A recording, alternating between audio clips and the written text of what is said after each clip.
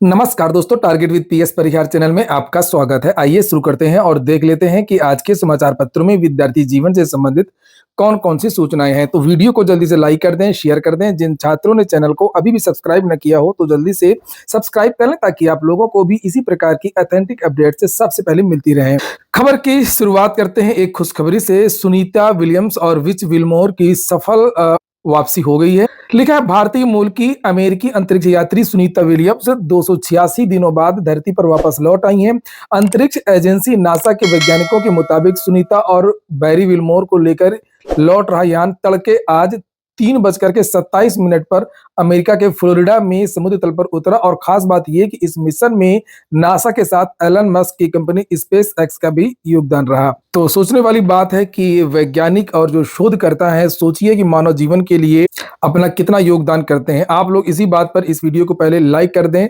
और अगली जो सूचना है वो भर्तियों से संबंधित है। स्वास्थ्य विभाग में रिक्त 27,000 पदों पर बहाली होगी। उत्तर प्रदेश की बात नहीं, आप लोग समझ गए होंगे। उत्तर प्रदेश में इतनी बड़ी भर्तियां कभी नहीं आती हैं।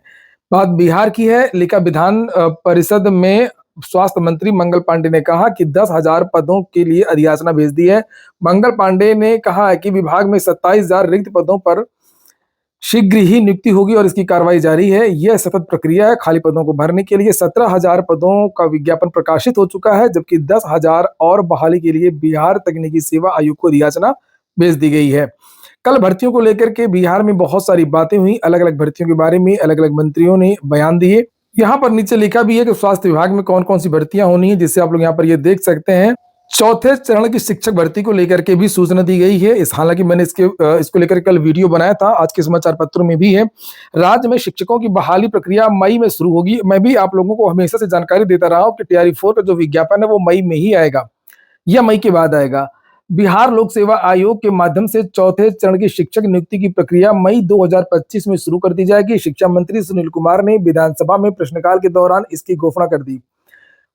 उन्होंने यह भी कहा कि तीसरे चरण में खाली रह गए पदों को भी चौथे चरण की नियुक्ति में शामिल किया जाएगा। साथ ही लगभग 21,000 पद हैं जो जोड़े जाएंगे और की नियुक्ति में शामिल किया जाएगा। साथ ही अन्य रिक्त पदों की गणना शिक्षा विभाग करेगा। इसके बाद शिक्षक नियुक्ति का 5वां चरण भी होगा। देख लीजिए, चौथे के बाद, हाँ, कल उन्होंने अपना बयान दिया था कि चौथे चरण की और 5वें चरण की भी भर्ती होगी। शिक्षा मंत्री ने मंगलवार को अरुण कुमार के सवाल। सोचने वाली बात यह है कि बिहार में इतने पद आते कहां से हैं? हर जगह आते हैं भाई। रिटायरमेंट होता रहता है, बहुत सारी चीजें होती रहती हैं, नए विद्यालय खोले जाते हैं अगर सरकार की मंशा होती है तो। ऐसा नहीं है कि उत्तर प्रदेश के जितने भी शिक्षक है सब अमर हैं, कोई रिटायर नहीं होता है, किसी की मृत्यु नहीं होती है, किसी का प्रमोशन नहीं होता है, कोई नौकरी नहीं छोड़ता, यहाँ पर भी होता है। लेकिन यहाँ बस बात यह कि यहाँ प्राथमिकता नहीं है भर्तियों को पूरा करने की। यहाँ पर लिखा है, शिक्षा मंत्री ने मंगलवार को अरुण कुमार के सवाल पर यह जानकारी दी और अपने जवाब के दौरान उन्होंने तीसरे चरण की नियुक्ति में बिहार लोक सेवा आयोग के पूरक रिजल्ट को लेकर के भी स्थिति स्पष्ट की, यानी कि सप्लीमेंट्री रिजल्ट टीआरई 3 का नहीं आएगा और या तो मई या तो जून। मई जून में आप लोगों को जो विज्ञापन है वो जारी हो जाएगा। पहले थोड़ा सा बिहार की चर्चा कर लेते हैं, फिर आएंगे हम लोग यूपी में। पीटी रद्द करने को दायर याचिकाओं पर सुनवाई चल रही है बीपीएससी में के खिलाफ। लिखा, पटना हाईकोर्ट में 17वीं बीपीएससी पीटी परीक्षा रद्द करने के लिए दायर अर्जी पर समय के अभाव में सुनवाई अधूरी रही। बुधवार को भी सुनवाई जारी रहेगी और इस बीच आवेदकों की ओर से उनके अधिवक्ताओं ने पक्ष रखा है। वरीय अधिवक्ता वाई.वी. गिरी ने कहा कि पटना सहित राज्य के अन्य जिलों के केंद्रों पर गड़बड़ी हुई है और अधिकतर केंद्रों पर जैमर काम नहीं कर रहा था। कई प्रकार के आरोप लगाए गए हैं विद्यार्थियों की तरफ से। देखते हैं क्या होता है। अगली सूचना है उत्तर प्रदेश की। आवाज आई है उत्तर प्रदेश और देखते हैं यहाँ पर क्या क्या सूचना है। उत्तर प्रदेश लोक सेवा आयोग की तरफ से प्रेस विज्ञप्ति जारी की गई है और 2 सूचनाएं हैं। पहली सूचना ये है कि एक भर्ती है सम्मिलित राज्य कृषि सेवा मुख्य परीक्षा और ये जो परीक्षा है वो 23 मार्च से लेकर के 26 मार्च तक होगी। इन विद्यार्थियों के जो एडमिट कार्ड हैं वो अपलोड कर दिए गए हैं, आप लोग डाउनलोड कर सकते हैं। ये वेबसाइट दी गई है, ये सूचना है। दूसरी सूचना है सहायक कुल सचिव भर्ती की। इस पर विवाद हो गया है। छात्रों का ये आरोप है, छात्रों ने ज्ञापन दिया है, पत्र लिखा है कि इसमें अयोग्य छात्रों ने आवेदन किया है। इसमें इसके विज्ञापन में जबकि कहा गया है कि विश्वविद्यालय या राजकीय कार्यालय में न्यूनतम 7 वर्ष की सेवा का अनुभव होना चाहिए। जब ऐसे कई लोगों ने आवेदन कर दिए, कई विद्यार्थियों ने आवेदन कर दिए हैं, जो विज्ञापन में निर्धारित अनिवार्य अर्हता किसी राजकीय कार्यालय या विश्वविद्यालय कार्यालय में न्यूनतम 7 वर्ष कार्य का अनुभव को धारित नहीं करते हैं। आवेदन करने वाले ऐसे व्यक्ति प्रदेश के उच्च शिक्षा, माध्यमिक शिक्षा, प्राथमिक शिक्षा के अंतर्गत संचालित शिक्षण संस्थानों में अध्यापन कार्य कर रहे हैं। दावा तो ये भी किया गया है कि इसमें बहुत सारे संविदा कर्मियों ने आवेदन किया है, आउटसोर्सिंग कर्मियों ने आवेदन किया है, चतुर्थ श्रेणी कर्मचारियों की ओर से भी सहायक कुल सचिव पद के लिए आवेदन की। ये भर्ती जब आई है तब अनुभव को लेकर के ही विवाद हुआ है।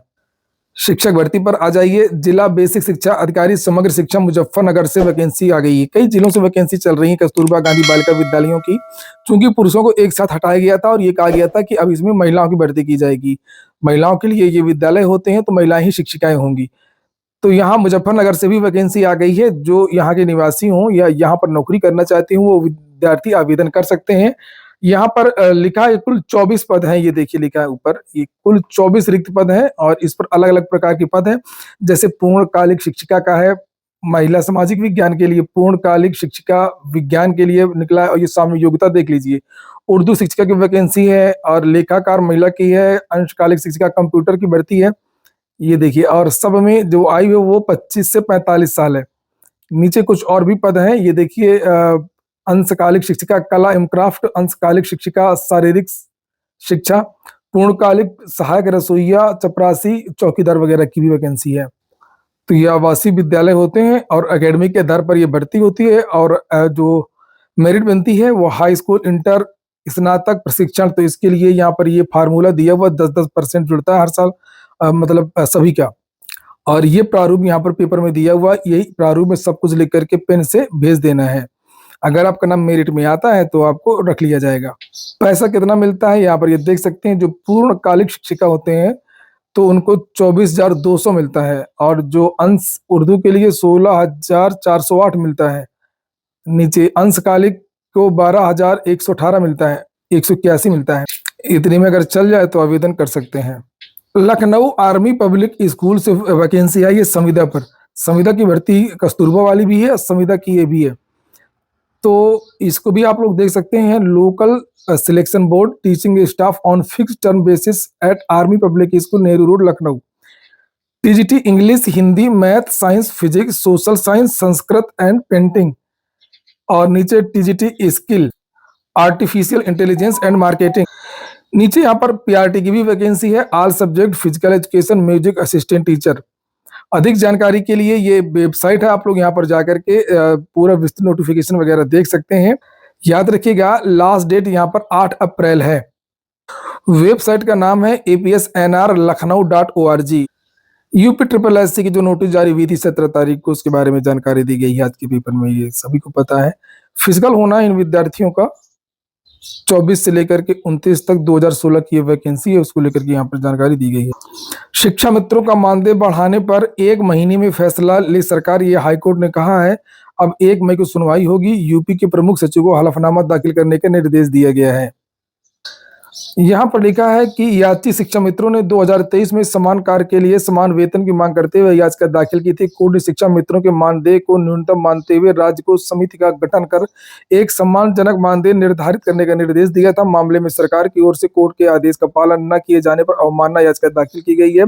इस संबंध में सोमवार को स्थायी अधिवक्ता ने न्यायालय को बताया कि शिक्षा मित्रों के मानदेय में वृद्धि के लिए अंतर्विभागीय विचार विमर्श जारी है। ऐसे में आदेश के अनुपालन के लिए 2 माह का और समय दिया जाए। इस पर न्यायालय ने 1 माह का समय देते हुए 1 मई की तारीख निर्धारित की है। तो ये हाईकोर्ट का आदेश हो चाहे जो आदेश हो, जल्दी यहाँ पे लागू नहीं होता है और थक हार करके सभी लोग अवमानना याचिका दाखिल करते हैं, कभी सुप्रीम कोर्ट जाते हैं। नर्सिंग भर्ती को लेकर के जानकारी है। राजकीय नर्सेज संघ ने रिक्त पद भरने, भत्ता और पदनाम बदलने की मांग उठाई है। राजकीय नर्सेज संघ उत्तर प्रदेश के प्रतिनिधिमंडल ने मंगलवार को चिकित्सा एवं स्वास्थ्य महानिदेशक डॉक्टर रतन पाल सिंह सुमन से मुलाकात की। नर्सेज संवर्ग की विभिन्न समस्याओं के संबंध में ज्ञापन सौंपा। महानिदेशक को दिए गए ज्ञापन में नर्सिंग संवर्ग को गृह जनपद में तैनाती, मुख्य सचिव समिति की संस्तुति के बाद लंबित चल रहे पदनाम जारी करने, केंद्र व प्रदेश के उच्च संस्थानों की भांति भत्ते, नर्सिंग संवर्ग का पुनर्गठन एवं नियुक्ति, महानिदेशालय स्तर के उच्च पदों को भरने, पदोन्नति जैसे कई मांगे की गई हैं। पैन की तर्ज पर अब आपके आधार से जोड़ा जाएगा मतदाता पहचान पत्र। इतना आसान नहीं है, लेकिन चुनाव आयोग ने ऐलान कर दिया है, नोटिस भी जारी हुई है और कल इसको लेकर के एक बड़ी बैठक भी थी। देखिए, फर्जी मतदाताओं की पहचान करने में मिलेगी मदद, वोटर आई कार्ड में दोहराव और चुनाव में फर्जी मतदान रोकने के लिए चुनाव आयोग जल्द ही पैन की तर्ज पर मतदाता पहचान पत्र को आधार से जोड़ देगा। मुख्य चुनाव आयुक्त ज्ञानेश कुमार की अध्यक्षता में मंगलवार को कानूनी और तकनीकी विशेषज्ञों की उच्च स्तरीय बैठक के बाद आयोग ने यह ऐलान किया है। ये हो गया आज का वीडियो आपको अच्छा लगा हो, अब ये काम का हो तो लाइक अवश्य कर दें। जिन छात्रों ने चैनल को सब्सक्राइब नहीं किया हो, सब्सक्राइब कर लें। पूरा वीडियो सुनने के लिए बहुत बहुत धन्यवाद।